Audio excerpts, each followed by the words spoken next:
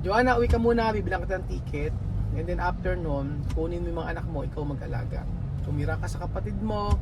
At pagkayari, bibili tayo ng lupa. And then mag-start ka na pagpapagawa ng bahay. Yun po ang sinabi ko kay Joanna. Nagbigay ako ng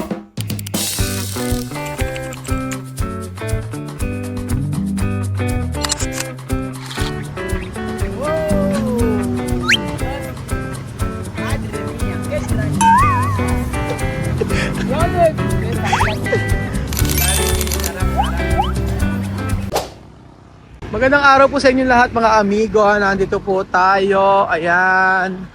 Dito po tayo lagi bumibili ng halaman na kung saan ay medyo mura. Pero kailangan natin ng mga puno-puno mga amigo. Oo. Dati pa to oh. Hindi nabenta. Dati pa to no. At saka ito hindi na nabenta. Yung ganyan kaso kailangan. Saan na? Halika. Check natin. Ito sana oh maganda yung mga ganito. Yung Korean ang tawag yan eh. Ang kailangan ko mga puno-puno. Mataas o mga puno-puno. Maganda, gusto ko yung mga lumang halaman, mga fern. Ano tawag dito? Ewan ko ano tawag din. So magtingin tayo ng mga halaman na magaganda. Ito meron sila sa kabila. Di ba? Ayan. Meron sila. Pwede yan. May papaya, tayo ay magtinola. Ito. Ere. Ganire.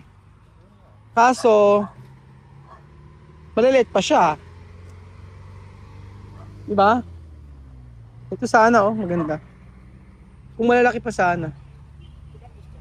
Ha? Gusto ko kasi nagiging puno. Nagiging puno sana. Saan? Meron naman dito. Yung fern, hindi ko masyadong type yung ganito. Mga sira na. Mga sira.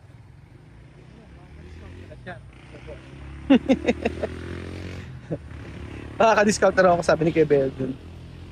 Ito lang. Ito din mga puno-puno. Mangga, ayan. Di ba? Ganda. Ganyan mga halaman, Ito mura lang 'to, yung mga ganito. Kaso gusto ko yung mga yung mga matataas. Na ito maganda yung mga ganito. Kaso ito malalaki na 'to. Marami pa sila diyan.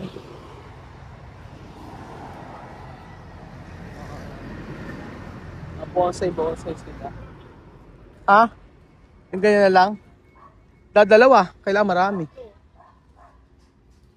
Ayan.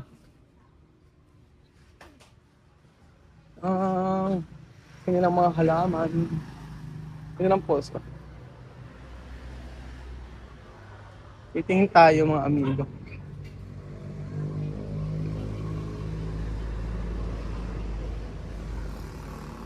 Ito na mga halaman, di ba? Ganyan. Kuya, magkano ganito? Kuya. Magkano? 3.5 yung gano'n kalaki. Nako, hindi na pwede. Yung malalit doon? 500. Yung mahaba. Saan? Check mo nga, kuya. Paki-check. Magkano ganito? 20 mil daw? Mario. Tingin ko na lang kay Princess. Asan yung 500?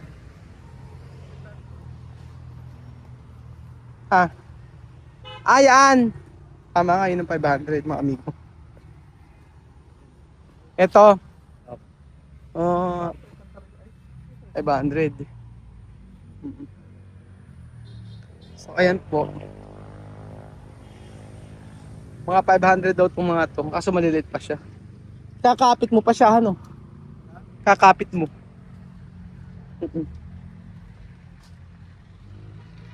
Marami pa sila rin.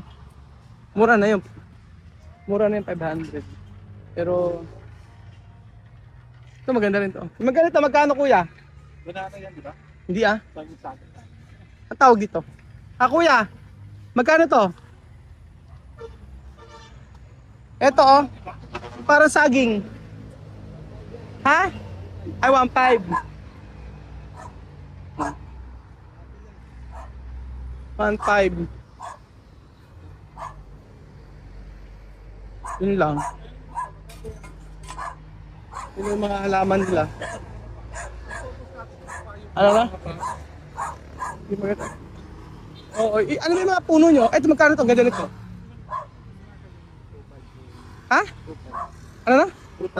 2,500? Itong mahal. Ere? Ano ba to? Ay, kasi ba't maliliit?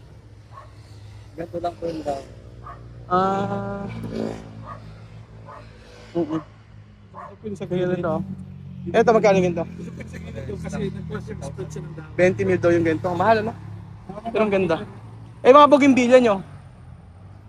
Eh, 500 na may 700. Ah, ito yung ano, ito yung anahaw nyo na kulay white. Bismarck po yun. Ano? Bismarck. Hindi siya anahaw? Hindi. Yan yung lumalaki, di ba? Malaki.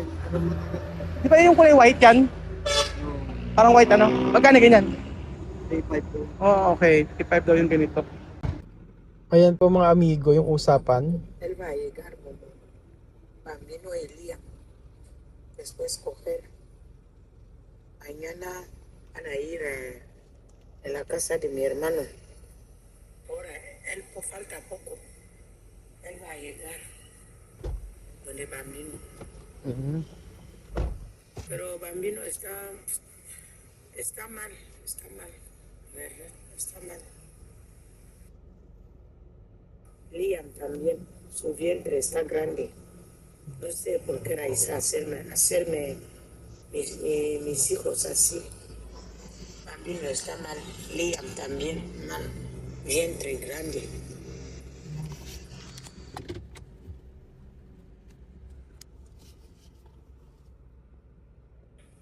Mi hermano, ya falta poco, él va a llegar, me va a llamar cuando va a estar con Bambino y Liam. Me va a llamar. Bambino está mal, no come, está flaco. Liam, un niño, no sé si da leche o no da leche. Su vientre grande, así. Pero todos los niños de Raiza están bien, pero mis niños están mal. Un bebé de 4 meses, que lo que tú no da leche, ahora vientre grande. Falta poco, mi hermano va a llegar ahí. Cuando él va a llegar, me va a llamar. Intindihan. Ay, nako. Magandang araw po sa inyong lahat mga amigo. Ayan po. Sa hindi po nakakaalam mga amigo, si Joanna ay nakiusap sa akin. Ang sabi niya po mga amigo ay baka po pwedeng yung ipapadala kong pera ay ibili ng ticket papunta po sa kila Raisa. Yung kapatid niyang lalaki, mga amigo, ay pupunta po kila Raisa para po kunin yung kanyang dalawang anak na si Bambino at si Liam. So, eto, ang sabi niya sa video call mga amigo, ay sa voice message mga amigo, kasi kinakamusta ko o ano ng balita. Ngayon sabing ganun ay papunta na raw yung kanyang kapatid doon po sa may lugar kung saan ay nandoon yung dalawang anak niya. Ang dalawang anak niya po mga amigo ay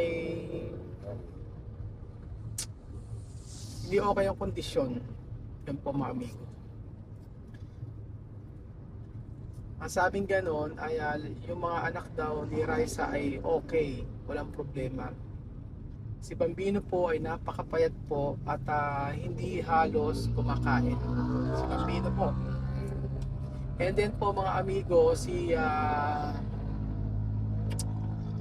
Liam po hindi alam kung binibigyan ng gatas o leche. Hindi alam kung binibigyan. Napakapayat po ng bata na si Bambino. Pero yung mga anak ni Raisa ay okay. Tapos si Liam po mga amigo ay malaki daw ang tiyan. So pag ang bata ay malaki ang tiyan, malnourished. Malnourished ang bata kapag kaganoon po. Ako'y iinis ako kasi hindi naman kami nagkulang doon ng padala. Sobrang laki po na ipinapadala namin para po maging okay po yung sitwasyon ng mga bata roon. Sa totoo lang mga amigo ay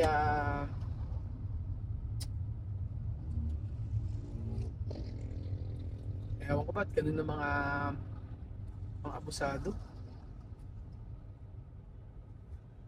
Kaya si Joanna hindi okay yung pakiramdam niya.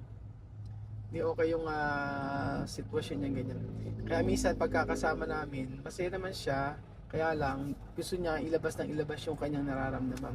Kasi yung mga anak niya doon ay actually ganito Sabi ko kay Joanna, umuwi ka na. Sabi ko, Joanna, umuwi ka na muna. Sabi ko sa kanya, gawin mo ganito. Ako na mismo nagsabi mga amigo kasi naaawa ako sa mga bata. Joanna, uwi ka muna, bibilang kita ng ticket. And then after nun, kunin mo yung mga anak mo, ikaw mag-alaga. Tumira ka sa kapatid mo. At pagkayari, bibili tayo ng lupa. And then mag-start ka na pagpapagawa ng bahay. Yun po ang sinabi ko kay Joanna. Nagbigay ako ng option sa kanya para naman po para naman po maging okay siya. Kasi hindi uubra na lagi na lang siyang 'di ba? Alam niyo 'yon. Lagi na lang siyang malungkot. Siyempre iniisip niya yung mga anak niya. So paano magiging masaya siya? Di dapat makasama niya muna yung mga anak niya at siya ang mag-alaga. Total kasi bilang ina dapat alagaan mo yung mga anak mo. Pero hindi ko masisi si Joanna. Kasi nga paano ko masisisi kaya ayaw niya bumalik doon dahil kay Ilan. Balik na lang siya. Para sa akin, bumalik siya doon, balik na lang siya dito pag malaki na anak. Yun ang sinasabi ko. Sabi ko, balik na lang siya. Ito, makinig ka, Benji. Ang sabi ko, balik na lang siya kapag malaki na yung mga anak niya. Sabi ko sa kanya gano'n. And then, kung posible na makarating sila sa Pilipinas, yung mga bata, bakit hindi, di ba? Kung yun ang makakapagpasaya sa kanya. Kasi, ganyan, isipin mo, lagi ang iisipin mo ngayon is, lagi niyang iisipin na okay ba ang mga anak niya, gano'n. Ang dahilan kasi niya, kaya nga hindi niya mapabalik yung mga, kaya hindi siya makabalik, kaya ayaw niya bumalik doon, is, paano si Ilan, hindi pa siya nakaka-recover, hindi pa siya nakaka-move on kay Ilan. Siyempre napakasakit sa isang nanay daw na mawala ng anak. So kapag bumalik siya doon ay maalala niya yung kanyang anak. Yun yung sabi niya sa akin. At dito at sa Pilipinas nalilibang siya kahit paano. Kaya lang ang main dito is yung kanyang mga anak na nagsasuffer doon, na nagdudusa doon. Pero sabi naman ni Joanna, titingnan muna niya yung kapatid niya kung maalaga ang mabuti. At kung hindi maalaga ang mabuti, siguro that is the time para talagang bumalik na siya. Ang ganda nga ng option na sabi ko sa kanya, ibubuk kita ng ticket, babuk kita kay Belgium, tapos balik ka, iwanan mo na si Wesley dito. At sabi ko sa kanya gano'n, and then mag-start ka sa panibagong buhay kung saan ay kaso nga, magpapagawa ka ng gagawa ng bahay at pagkayari nun, mamumuhay siya ng gano'n. Sabi nga niya, hindi nga daw siya aalis at marami siyang reason pa syempre. Gusto rin niya magkaroon ng ID after 6 months gano'n para at least makakabalik pa siya ng mabilis dito sa Pilipinas. hindi naman natin medyo kasi hindi natin po pwede siyang ikaw ba kaya mo sabihin na Joanna umi ka na yung kita ticket, di ba? Hindi naman, kaya pero dapat iniisip niya yung kabutihan ng kanyang anak. Kaya nga nandito sa Pilipinas Yun nga, para maging Ang okay. sabi Belgium niya ay tingnan muna niya yung kapatid niya dahil siya ang mag-aalaga. O, di ba? Iba-iba tayong isip, Belgium. Iba-iba tayo ng gusto, di ba? Ikaw kung gusto mo bumalik siya, pero siya iba, Kasi- ayun yung gusto, di ba? Kasi maganda naman yung offer mo, di man wala naman maarag-graph. Oo, Mas okay pero kasama mas- yung magulang niya. Eh dito anong ginagawa? Maganda ang Nagpupo lang siya dito. maganda ang offer ko sa kanya. Kaso nga lang, iba nga yung nararamdaman niya, iba ang gusto niya. Hindi natin po pwedeng pilitin kung ano yung gusto natin. Di ba? Ikaw ba gusto mong pilitin yung bagay na ayaw mong gawin pero gusto ng ibang tao? Siyempre, iba rin siya. Ganun yun. Ay hindi ko siya kinakampihan pero lahat ng desisyon ay nasa kanya. Kung gusto niya umuwi anytime, di umuwi siya, walang problema sa akin, di ba? Kahit before, ganun din naman. Oh, di ba? Hindi ko sila pipilitin. Kaya lang ang sa akin niya Belgium, kung saan siya magiging komportable yun. Ganun para sa akin. Pero kung ako ang magdidesisyon para sa akin, uwi na siya.